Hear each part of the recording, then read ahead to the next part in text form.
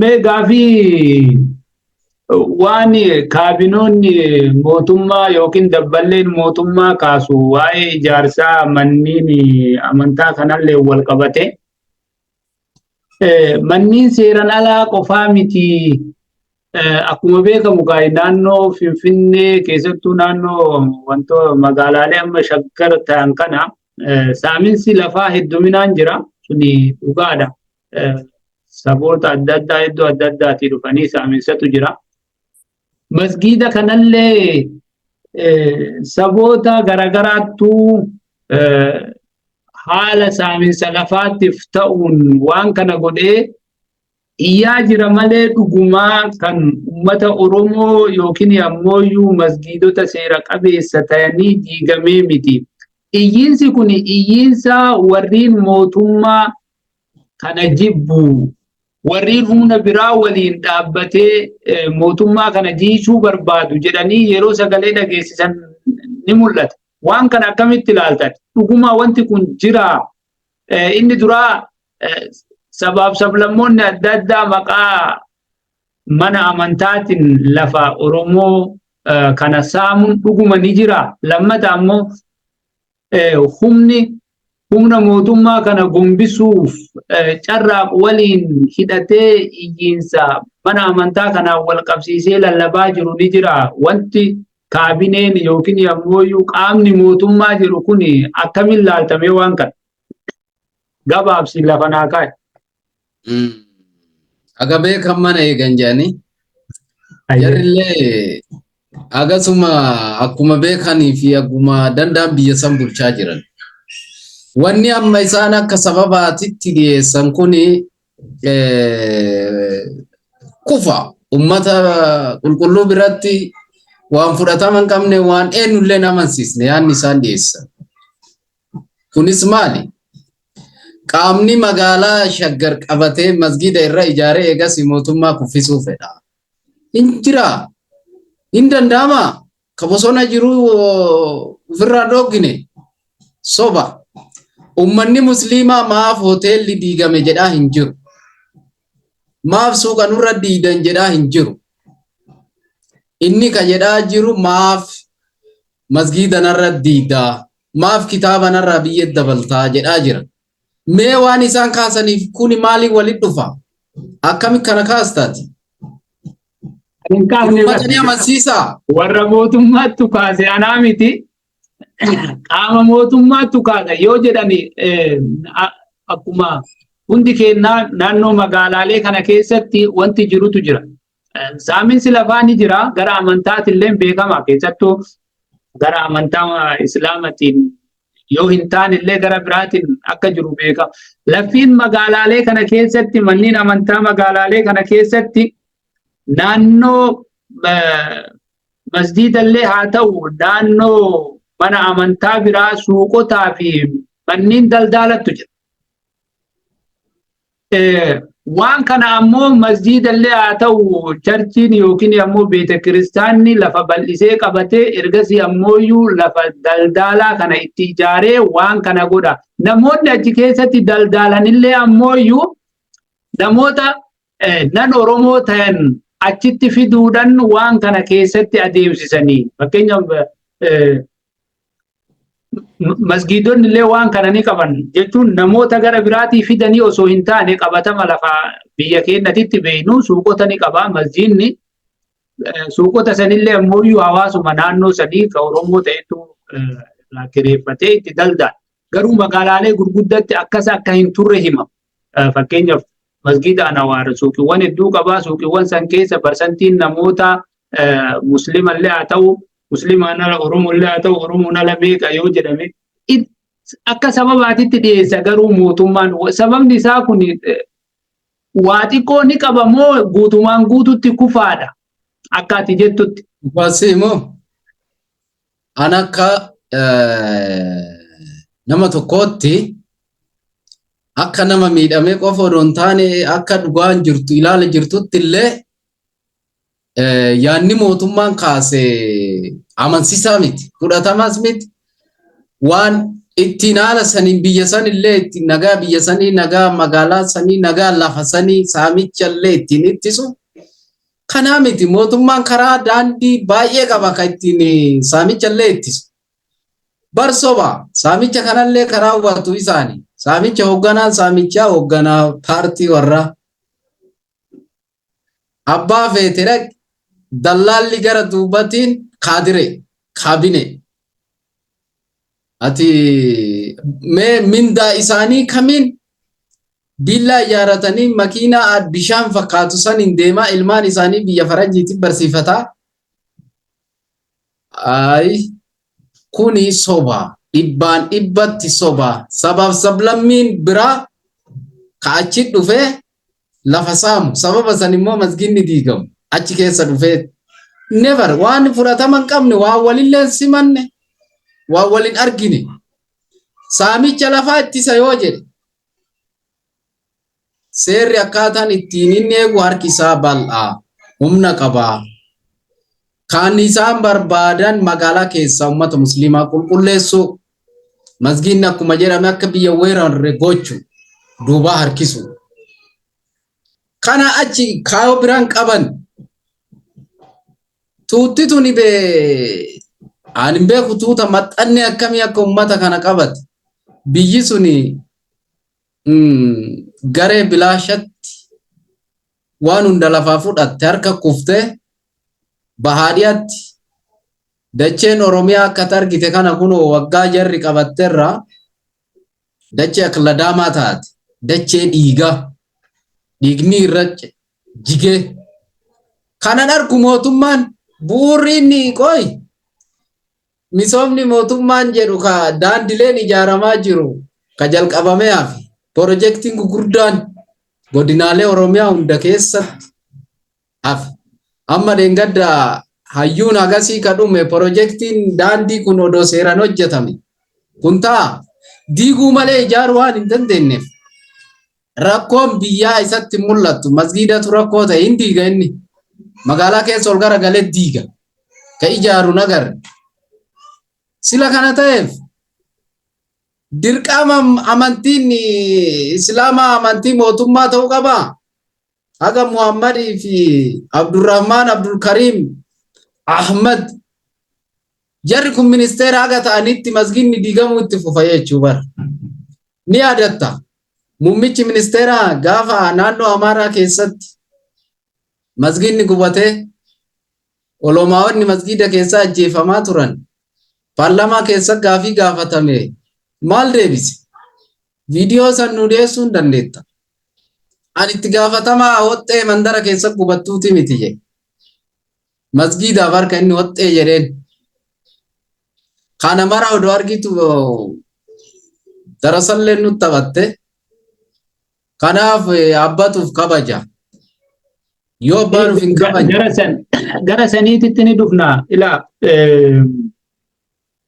jechuun waa malee manni naaru wanti jedhamu wayii ni jira osomaa ta'e iyyuu yaanni jarri kaafte kun osomaa ta'e iyyuu yaada kanaaf namni ulaa bane lakkoofsa duraa irratti mootummaan ulaa bane jechuun kiyya yoo humnoonni mootummaa kana garagalchuuf yookiin ammoo mootummaa kana dhiibuudhaaf karaa barbaadan san karaa banee fi akka hawaasa muslimaa keessa seenan yookiin hawaasa muslimaa akka aaru kataasisee jalqaba mootummaa waan ta'eef yoo jarri sun waan kana keessa seenanii walitti mooyyuu gara mootummaa kanatti dallanuutitti yoo deemanillee mootummamatu karaa bane yaada jedhutu ana keessa kiyya jira sababni isaa warriin gaafa muftiin bu'anii muftiin maa bu'an jedhanii warriin amantaa gara biraa keessattuu nu caala yookiin warra abbaa amantaa kanaa caalaa abbaa amantaa isaanii warriin dhiyaachaa turan waa'ee diigamuu masjiidaa yeroo ammaa kana hedduu hafarsaa jiru sababiin kanaan wal qabatanaaf fakkaate kan mootummaan kaasuu inni barbaade yooma hafarsanillee isaaniif ajandaa yookiin mata duree kan fidee fuuldura kaa'e osoo diigamuun kun mootummaadhaan kan hin raawwanne taate silaa ajandaa hin qabaatan ture. Kanaaf mootummamatu waan kana kallattii kaa'eef waan jedhu qaba. Inni biraa waa'ee gara dhumaa irratti wanti ani jechuu barbaadu maal ta'uudha qaba? Wanni dhumni masjiidotaa fi manneen amantaa masjiidallee dabalatee akkasumas beeta kiristaana dabalatee magaalaalee biyyattii keessatti akkamitti ijaaramuu qaba, akkam ta'uu qaba jetteetiniin yaada keetta, kallattii keetta akka nama tokkootti jechuu barbaade. Mee waan kana akkam maal haa godhu? Tokkoffaa hawaasni muslimaa kun akkam haa godhu? Ulamaa'ota irraa kaasee dabalatee mootummaan akkamitti masjiida ijaarrachuu qaba? Akkuma amma deemamaa jiru kanatti fiigee yoo bakka tokko qabatee ergasii yoo kennameefillee kennameefi yoo irraa diigamellee irraa diigamee ka diigame fudhatee ka kennamee fudhatee ka diigame immoo dhiisee biraa deemamu moo abbammaan humnaa dhaqee lafallee haasaamu? Amma gara amantaa biraatiin argittee yoo jiraatte kuni waan mul'ataa ture. Taabonni bu'ee isa jedhuun maasaa namaa keessa dhaqanii yeroo qubatanii taabota mana amantaa ijaaratan argitaa, yookiin immoo xaballi ba'ee jechuudhaan xaballi kun qeebeluuti yookiin immoo waan akkanaa argee anita bakka akkanaatitti jechuudhaan lafa yeroo qabatanii argamaa jechuudha. Waan kana dhaabsisuudhaaf mootummaan masjiidallee haa ta'u seera dhabee seeraan ala ijaarame jedhu kana dhaabsisuudhaaf mootummaan gama seeratitti maal gochuu qaba? Mee yoo akkam godhe wayya?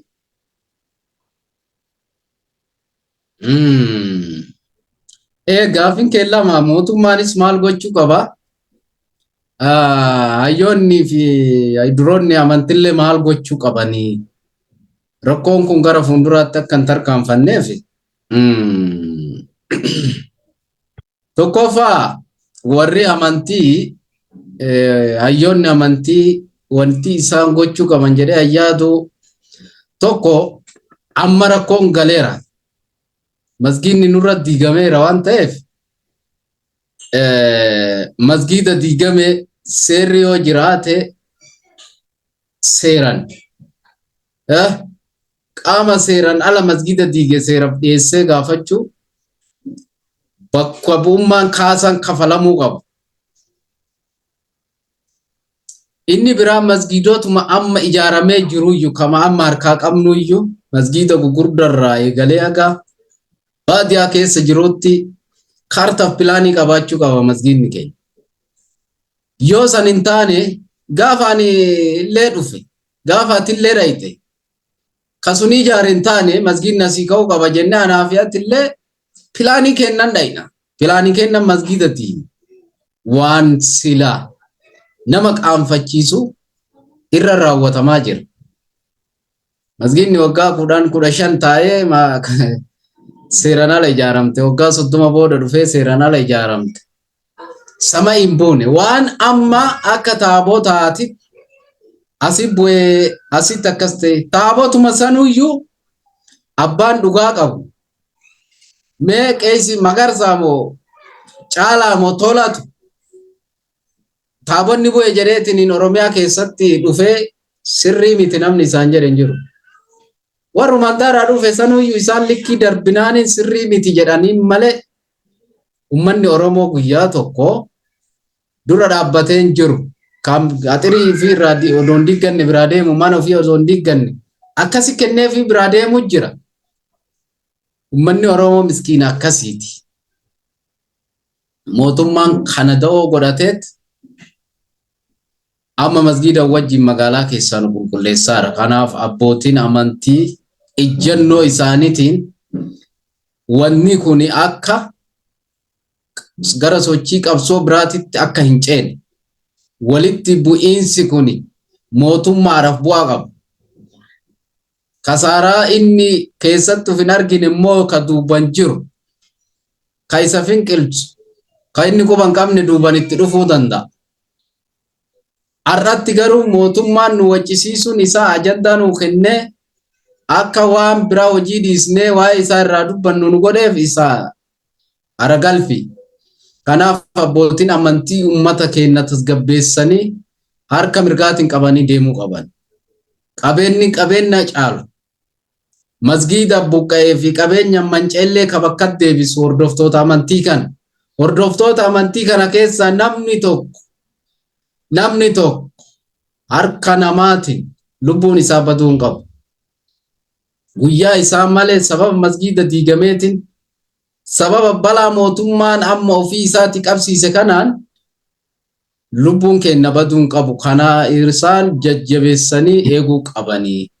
Ka kanarraa hafe gaafii seeraa xalayaadhaan gaafateera durataan deebii irraa eegaa jirraa jedhan. Sanitti deebina. Sani ka durataan amantaa Islaamaa Itoophiyaa gaafatan san itti deebina. Xumuree keessaa ba'a. Sani waan irratti kaasuu barbaadutu jira dura waa'ee wannoo kanarratti. Sanitti deebina waan jechuun qabsoo keenya itti deebina waan jedha wayii lafa kaayanii sun sanitti deebina maal ta'uu qaba isa jedhu xiqqoo yaada irratti kennadheeti. Waa'ee masjiidota illee ta'e dhaabbilee amantaa amma saaminsi lafaa inni jira hin jiru inni jedhu gar tokkoon ni jira gar tokkoon hin jiru jechuullee hin dandeenyu. Saaminsi lafaa ni jira kallattii hundaanuu. Sababiin saaminsi lafaa ta'eef ammoo waan seerri biyyattii banaa ta'eef akka kiyyatti akka hubannoo kiyyatti seerri biyyattii waan banaa ta'eef saaminsi lafaa kun ta'e. Masgiidni seeraan alaa yoo ijaaramellee waan seerri biyyichaa banaa waan ta'eef waan jedhutu keessa kiyya jira. Fakkeenyaaf tokkoffaa seera biyyattii irratti masjidni tokko yookiin ammoo beeta kiristaanni tokko magaalaa takka keessatti hawaasa meeqaf ijaaramuu qaba? Hawaasa kuma meeqaf masjidni tokko barbaachisa? Mootummaan ijaaruufii qaba yookiin ammoo lafa kennuufii qaba? 5,000, 10,000, 20,000 waan jedhu seerarra hin jiru jechuudha. Masjidni asittis ijaaramuu danda'a achillee siqee yoo namni humna qabaatu jiraate taabonni illee ijaaramuu danda'a. Kana saaminsa lafaa waa'ee kana wal qabatee yookiin kun ammoo rakkoo hawaasatirraa ka'eetiniin lafa fudhatee yookiin uummatarrallee haa fudhatu yookiin nama dhuunfatirrallee haa fudhatu ijaaratu kana seera itti gochuu danda'uudha qaba. Mootummaan waan jedhutu keessa kiyya jiraa jechuudha. Seerri inni itti godhu waan lafti banaa ta'eef yookiin waan lafti argameef beeta kiristaanni illee haa ta'u masjidni ijaaramuu hin qabu. Hawaasa meeqatu itti fayyadama beeta kiristaana achiisan? Naannoo beeta kiristaanni itti ijaaramu kana hawaasa meeqa? Hawaasni kiristaana hawaasa maatii meeqa dhufee bakka sanitti amantaa isaa geggeeffata? Minimamii meeqa ta'uu qaba? Maksimamii meeqa ta'uu qaba? Masgiida tokkoof yookiin ammoo hawaasa meeqaf masgiidni tokko barbaachisa waan jedhu seera irra lafa kaa'amuu danda'uudha qaba. Tokko gara mootummaatiin ka ta'uu qaba. Yoo 1,000 ka ta'u taate hawaasa 1,000 yookiin ammoo 20,000 masgiida tokko yookiin ammoo beeta kiristaana tokko barbaachisa yoo ta'e seerarra kaa'ee sana booda hawaasa naannoo saniitiif masgiida tokko. Yommuu hawaasni ka dabalamu taate masjiida dabaluu fi charchii dabaluu fi waan san gochuun gara seera mootummaa irra kaayamuu danda'uudha qaba waan jedhutu keessa keenya. Lammata gama abbootii amantaatiin yookiin ammoo gara ulamaa'otaatiin rakkoon akkanaa kun dhufee erga humni ummataa itti bahee wanti hedduun ta'e booda dhufee mootummaan seera qabeessaa miti jedhee diiguun duratti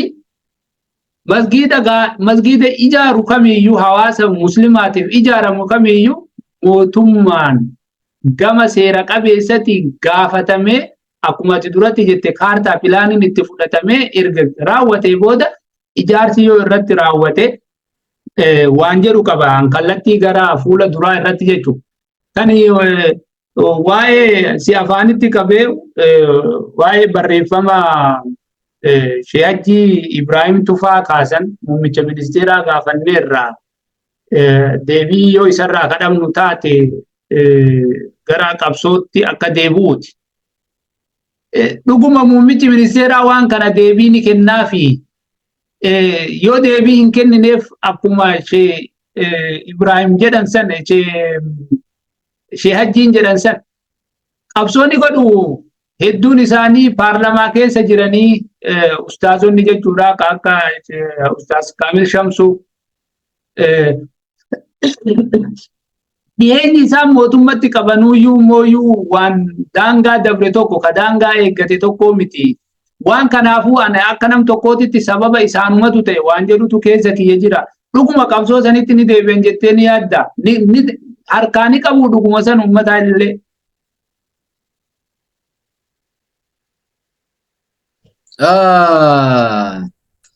Walumaa galatti yaada kee irratti si wajjin waliin galu amma kanarratti.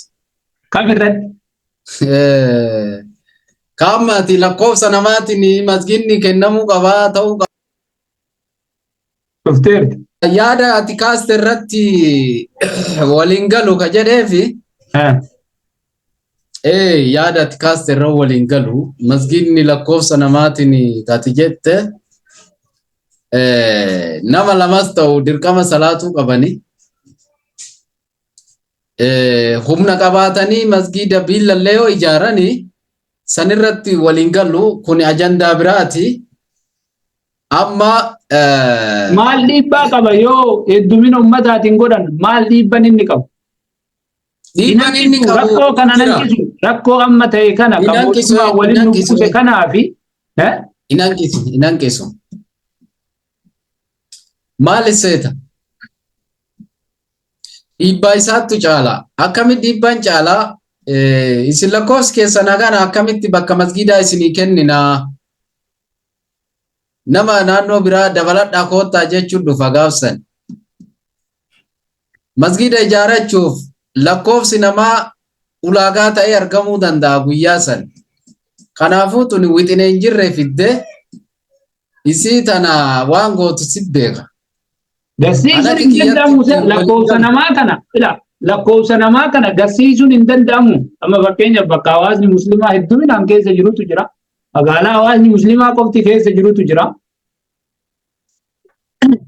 Yoo lakkoofsan kalaallu taate inumaa bar waan masgiida amma jiru kana ni dabalaayyuu bar masgiidni caalatti dabalaa bar.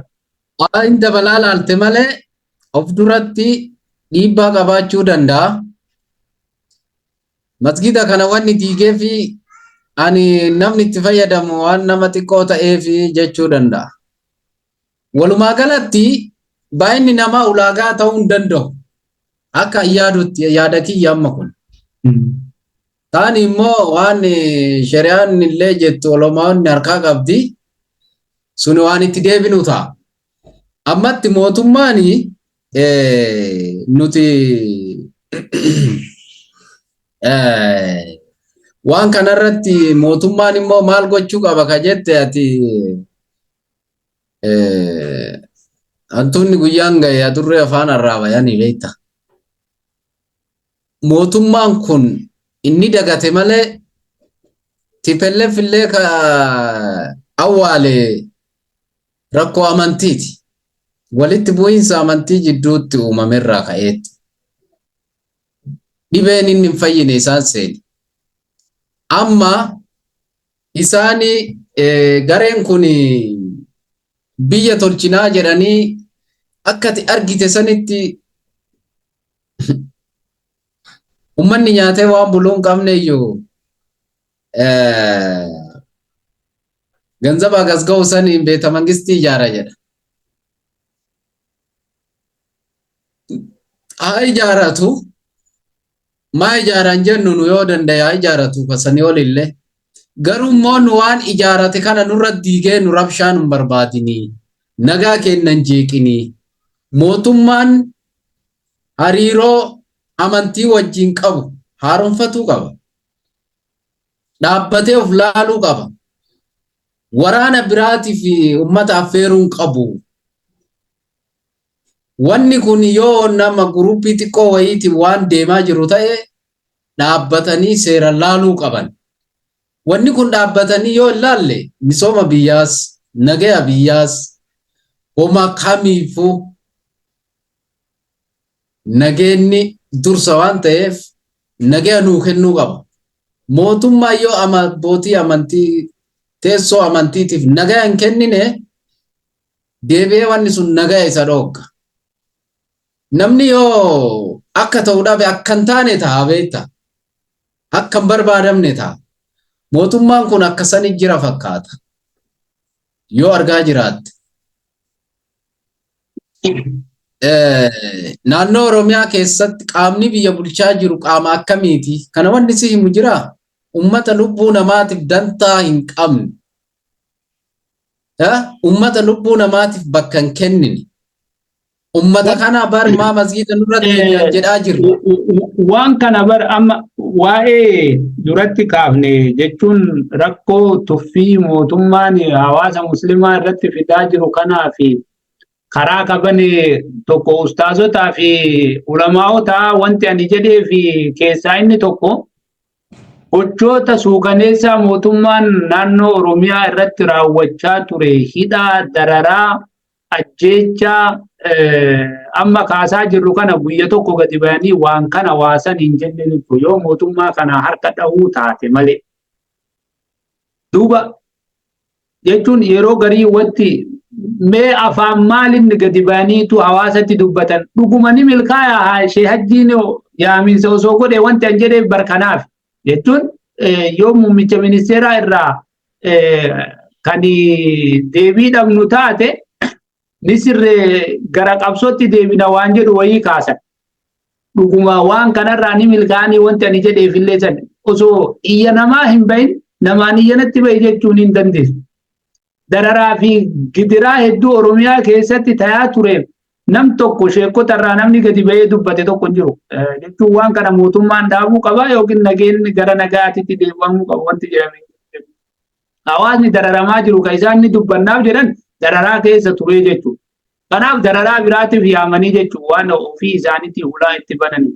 Kanaaf wantummaan isaanii sunuun ni milkaa'aa fi yaaminsa isaanii sanni hawaasni hangam hawaasa quba qabani. Wanti an jedhee gaafii san kaaseefuu tokko waan ati amma kaafte kanaafi wanti itti dabaltu yoo jiraate itti daballeetiin sagantaa keenya kanumaan fuulamna wanti jettu yoo jiraate. Galatoom. Sun dhugaa dhimmi kun dhimma hajjiitii miti. Ummanni odoo hajjiinuu masgiida kana bira dhaabbatee haa diigamu jedhe. Ummanni muslimaa hin qeebalu. Diigamuun masgiidaa sirri odoo hajji Ibrahim jedhe ummanni muslimaa hin qeebalu ni beeyta. Isaan amiira muslimallee haa ta'anii ilma namaati. Yoo jarri dogongore nu waan nu sirreessu qaba jira.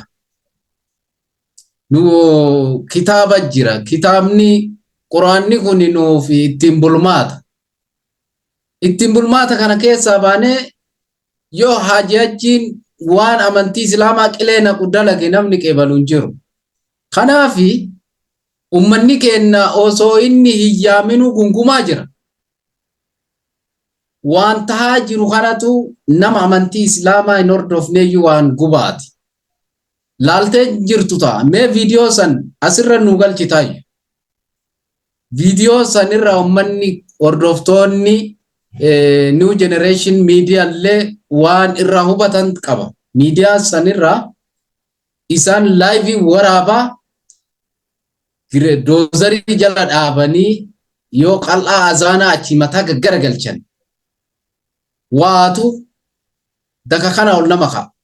Kanaafuyyuu ummanni isaan iyyan baane rakkoo ummataa hin callisanii waan isaan callisiise yookaan wanni sun dhugaa rabbiitti waan sun isaan gammachiisee gochi mootummaan raawwate sun sirrii jedhanii waan callisanillee natti hin fakkaatu. Maybe wanni sun humna isaaniitti ol ta'uu danda'a. Yookaan wanni sun mootummaan akka dhimma dhuunfaa ajandaa odoon taane dantaa isaatiif raawwataa akka inni jiru. dantaa isaa sanitti yoo dhufan immoo mootummaan garan akka dhufu waan beekaniif irraa qusatan ta'a. Namoonni isaanirra humna qaban ka ummanni ol ka'e jedhaniin ol ka'u yoo gattaa jedhaniin ol ka'u hin callise jecha jedhurra dhaabbatanii callisuu danda'anii walumaa gala jaalatanii callisni na fakkaata akka yaada kiyyaatti. Allahu alam. Muhammad Ayyee galatoomii sagantaa keenya gara xumuraa irra geenneerra.